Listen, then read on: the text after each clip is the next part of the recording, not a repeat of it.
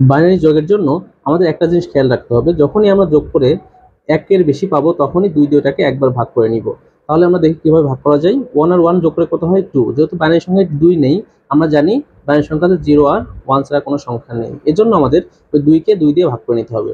তো 2 দিয়ে ভাগ করলে কত হবে, একবার যাবে আর ভাগশেষ থাকবে 0। আমাদের ভাগশেষটা এখানে বসিয়ে দিতে হবে আর ভাগফলটা হাতে থাকবে। তো হাতে থাকাটা নিয়ে এসে যোগ করলাম 1, 1 এর সাথে 0 যোগ করলে 1।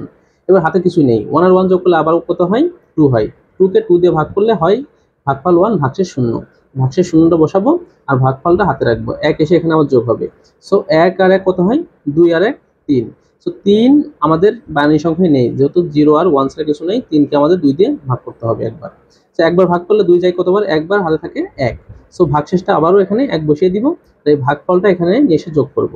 তো 1 আর 1 কত হয় 2, 2 তো বাইনারি সংখ্যায় নেই, যেহেতু 0 আর 1 ছাড়া কিছু নাই, 2 কে আবার 2 দিয়ে ভাগ করতে হবে। ভাগফল থাকে 1 আর ভাগশেষ থাকে 0, ভাগশেষটা এখানে বসিয়ে দিব আর ভাগফলটা হাতে রাখবো। এবার এই একটা নিয়ে এসে দেখো এখানে যোগ করার কিছু নেই, সো এই একটা বসিয়ে দিব। সো এটাই আমাদের বাইনারি যোগ। তো